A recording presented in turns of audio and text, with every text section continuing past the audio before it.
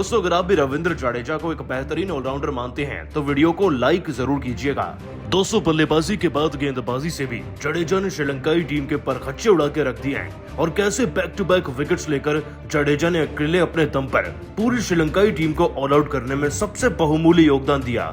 ये सब तो आपको बताने ही वाले हैं, लेकिन उससे पहले आप सभी को क्या लगता है जडेजा और पांड्या में कौन बेहतर खिलाड़ी है, नीचे कमेंट करके जरूर बताइएगा।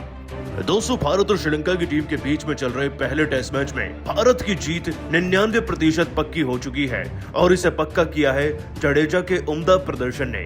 आपको बता दें कि बल्लेबाजी में कहर बरपाने के बाद जडेजा नाम का तूफान गेंदबाजी में भी आया। 175 रन पर नाबाद रहने वाले रविंद्र जडेजा ने अपने दम पर पारी को डिक्लेयर कराया था। अब श्रीलंकाई टीम के सामने 578 रनों की विशालकाय लीड थी, जिसमें सबसे अहम योगदान जडेजा का ही था।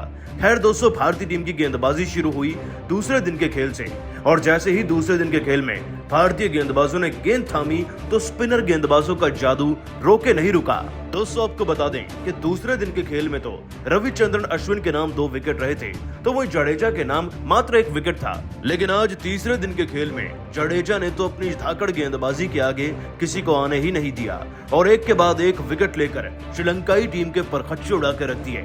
आपको बता दें कि तीसरे दिन के खेल में विकेट लेने का सिलसिला शुरू हुआ पारी के 58वें ओवर से। पारी के 58वें ओवर में दोस्तों बुमराह ने सबसे पहले चरित असलंका नामक खिलाड़ी को पारी के 57वें ओवर में एलबीडब्ल्यू आउट किया था। इनका विकेट भारत को 29 रन पर मिला, लेकिन असली कमाल तो जडेजा की गेंदबाजी से होना बाकी था।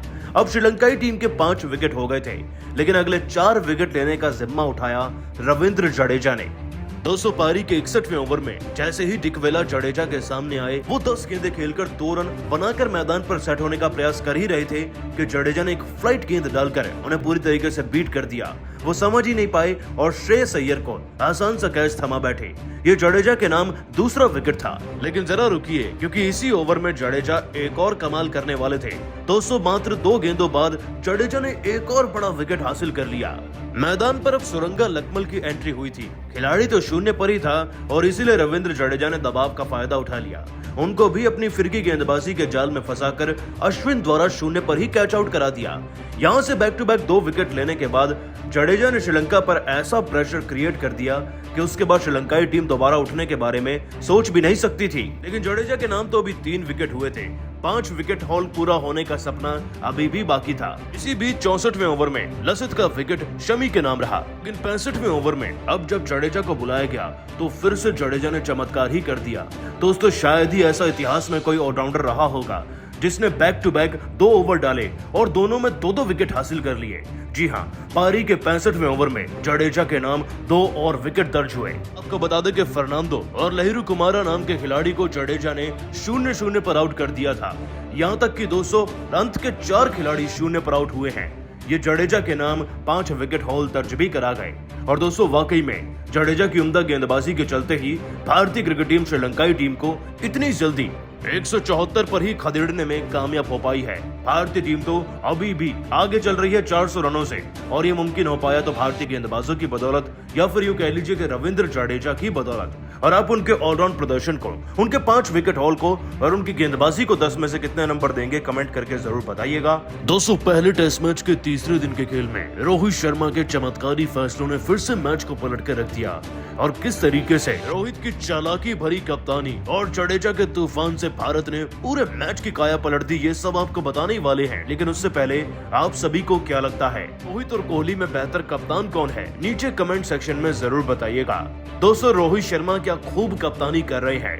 पहले वनडे फिर टी20 और लगता है कि अब तो हम टेस्ट भी 2-0 से जीतेंगे, यानी कि क्लीन स्वीप से जीतेंगे। पहले टेस्ट मैच में रोहित की कप्तानी इतनी ज्यादा उम्दा रही कि उनकी टीम सिलेक्शन ने वाकई में सबका दिल खुश कर दिया। फिर वो चाहे करेक्ट बैटिंग ऑर्डर पर खिलाड़ियों को भेजना हो या फिर अच्छे से उनसे बल्लेबाजी लेना हो। पंत ने जहां 96 रन लगाए तो वहीं जडेजा 175 नाबाद गए। इससे अच्छा नजारा एक कप्तान और एक टीम के लिए क्या हो सकता है। जब खिलाड़ी ही कप्तान को मैच में डिक्लेयर करने के लिए कहें तो आप कप्तान की अहमियत का अंदाजा लगा सकते हैं। खैर दोस्तों, पहले टेस्ट मैच में भारत ने 578 रन लगाए। उसके बाद दूसरे दिन के खेल में हमारे गेंदबाजों ने अपना धावा बोल दिया। दोस्तों, जाते जाते अश्विन के नाम 2 विकेट रहे, जडेजा भी 1 विकेट ले गए और 1 विकेट बुमराह के नाम रहा था। इस तरीके से श्रीलंकाई टीम के 100 के दायरे के अंदर अंदर ही 4 विकेट चटका दिए थे। लेकिन तीसरे दिन के खेल में रोहित के एक फैसले ने पूरे मैच को ही पलट कर रख दिया। दरअसल दोस्तों, ये वाक्य जब का है जब जसप्रीत बुमराह गेंदबाजी कर रहे थे और ये वाक्य पारी के 58वें ओवर का है। दोस्तों, जसप्रीत बुमराह तो पूरा ओवर डाल ही चुके थे, लेकिन इस ओवर की आखिरी गेंद पर फिर कुछ ऐसा हुआ कि सबको रोहित में महेंद्र सिंह धोनी नजर आ गए। दरअसल दोस्तों, मैदान में चरित असलंका नाम के खिलाड़ी सेट हो चुके थे। 29 रन पर वो बल्लेबाजी कर रहे थे और उनका विकेट भारतीय टीम को हर हाल में चाहिए था। इस ओवर की छठी गेंद को डालने से पहले रोहित शर्मा बुमराह के साथ बातचीत न करते नजर आए, शायद उनको ऑफ कटर डालने की सलाह दे रहे थे। बुमराह ने बिल्कुल वैसा ही किया। 124 की बहुत ही मध्यम रफ्तार से उन्होंने इस गेंद को डाला। असलंका मैदान पर सेट थे, थोड़े चालू बन चुके थे, इसीलिए उन्होंने पैड से गेंद को रोकने का प्रयास किया। अंपायर ने तो उन्हें नॉट आउट दिया, लेकिन रोहित शर्मा भांप चुके थे कि यहाँ पर असलंका फंस चुके हैं। इसीलिए किसी के इंटरेस्ट न दिखाने के बावजूद भी रोहित शर्मा ने तुरंत ही डीआरएस रिव्यू की मांग कर दी। और दोस्तों, डीआरएस रिव्यू में यही पाया गया कि रोहित शर्मा की कैलकुलेशन सबसे ज्यादा सटीक निकली। गेंद सीधा स्टंप में लग रही थी, जिसके बाद थर्ड अंपायर ने उन्हें आउट दिया। दोस्तों, असलंका के आउट होने के बाद एक के बाद एक विकेट गिरने लगे और यहाँ पर भी रोहित की कप्तानी का एक और चमत्कारी फैसला ही जिम्मेदार था। दरअसल दोस्तों, जडेजा को गेंदबाजी पर लाने के लिए रोहित शर्मा ने बार बार प्रयास किया और वो सफल भी हुआ। इसका नतीजा ये रहा कि पारी के 62वें ओवर में जडेजा ने 2 विकेट लिए और जाते जाते 65वें ओवर में भी 2 विकेट ले गए। रोहित शर्मा जडेजा के साथ खूब बातचीत कर रहे थे और इन दोनों खिलाड़ियों का कॉम्बिनेशन कहीं न कहीं श्रीलंकाई टीम पर जबरदस्त तरीके से भारी पड़ा है। लेकिन दोस्तों, वाकई में सलाम है रोहित की कप्तानी को, जिसको सब धोनी से कंपेयर कर रहे हैं। परंतु आप सभी को क्या लगता है, रोहित और धोनी में बेहतर कप्तान कौन है? नीचे कमेंट करके जरूर बताइएगा। दोस्तों, भारत और श्रीलंकाई टीम के बीच में सीरीज का पहला टेस्ट मैच मोहाली के मैदान में खेला जा रहा है। आपको बता दें कि पहले दिन के खेल में जहां पंत का बल्ला चला, तो वहीं दूसरे दिन के खेल में जडेजा की तलवार चली। 96 रन बनाकर ऋषभ पंत पहले दिन के खेल में भारतीय क्रिकेट टीम को 357 तक पहुंचा गए थे, जिसमें रोहित शर्मा के 29 रन, मयंक अग्रवाल के 33 रन, हनुमा विहारी का 50 और विराट कोहली के 45 भी शामिल थे।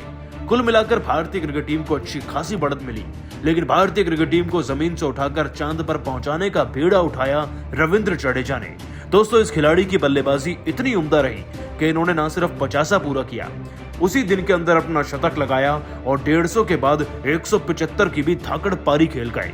जडेजा की इसी पारी के अंदर 17 चौके व 3 गगनचुंबी छक्के भी इन्वॉल्व थे और जडेजा की इसी पारी के चलते भारतीय क्रिकेट टीम 300 के पार तो छोड़िए, बल्कि अब तो 500 के पार पहुंच गई थी। जाते जाते भारतीय क्रिकेट टीम की तरफ से पूरे 578 रन बनाए गए। ये पिछले कई सालों में टेस्ट फॉर्मेट में भारतीय क्रिकेट टीम द्वारा बनाया गया अब तक का सबसे बड़े स्कोर में से एक है और ये सब कुछ मुमकिन हो पाया तो कहीं ना कहीं रविंद्र जडेजा की वजह से भी। इसी बीच दोस्तों, आपको बता दें कि अश्विन ने भी भरपूर साथ निभाया था। अश्विन भी अपनी बल्लेबाजी में 61 रन बनाकर गए थे और शमी भी 34 गेंदों में 20 रन बनाकर नाबाद थे। लेकिन अगर गेंदबाजी की बात करें तो भारतीय क्रिकेट टीम की तरफ से अच्छा खासा प्रदर्शन देखने को मिला। हमने 4 विकेट कर दिए हैं और अभी मात्र 110 रन भी नहीं हुए। लेकिन सबसे बड़ा सवाल जो कि इस समय देश के हर युवा की जबान पर है कि आखिरकार रविंद्र जडेजा को उनका 200 पूरा करने क्यों नहीं दिया गया। और इसी के साथ साथ सब यह भी जानना चाहते हैं कि रोहित शर्मा ने बीच मैदान में कुलदीप यादव को भेजकर क्या मैसेज डिलीवर कराया गया था, जिसके बाद ना तो जडेजा का 200 बना और ना ही भारतीय क्रिकेट टीम 600 के पार जा पाई। लेकिन दोस्तों, आपको बता दें कि बल्लेबाजी के बाद भारतीय खिलाड़ियों ने गेंदबाजी में भी तहलका मचाया और यूं कह लीजिए कि ऑलराउंडर्स की टोली ने अपनी स्पिन गेंदबाजी के जाल में परखच्चे उड़ा के रख दिए श्रीलंकाई टीम के। बल्लेबाजों ने तो भारत को 500 के पार पहुंचा ही दिया था, अब काम था गेंदबाजों का और गेंदबाजी में भी हमारे रविंद्र जडेजा का जादू चलता हुआ नजर आया। पारी के 19वें ओवर में ही सबसे पहला विकेट भारतीय क्रिकेट टीम को मिल चुका था। श्रीलंकाई टीम अपना 50 स्कोरबोर्ड पर लगाने ही वाली थी कि सबसे पहले थिरुमाने का विकेट अश्विन ने अपने नाम कर लिया। लाहिरू थिरुमाने अश्विन की गेंद पर एलबीडब्ल्यू आउट हुए और यहां से भारत को विकेट मिलने का सिलसिला भी शुरू हो गया। फिर पारी के 25वें ओवर में रविंद्र जडेजा ने सेट हुए कप्तान करुणा रत्ने का भी विकेट अपने नाम कर लिया। 28 रन पर खेल रहे करुणा रत्ने को रविंद्र जडेजा ने अपनी फिरकी गेंदबाजी के जाल में फंसाकर 25 रन पर ही एलबीडब्ल्यू आउट कर दिया था। लेकिन ये तो केवल 2 विकेट थे। आगे चलकर अश्विन के हाथों एक और सफलता लग गई, परंतु उससे पहले 34वें ओवर में बुमराह ने एंजेलो मैथ्यूज को क्लीन बोल्ड कर दिया और फिर जाते जाते दिन का खेल खत्म होने से पहले अश्विन एक और विकेट ले गए। इन्होंने धनंजय डिसिल्वा को अपनी फिरकी गेंदबाजी के जाल में फंसाकर 1 रन पर ही एलबीडब्ल्यू आउट कर दिया था, जिससे कि हमने 108 पर ही 4 विकेट कर दिए हैं अब श्रीलंकाई टीम के, और हमारी टीम अभी भी 466 रन से आगे चल रही है।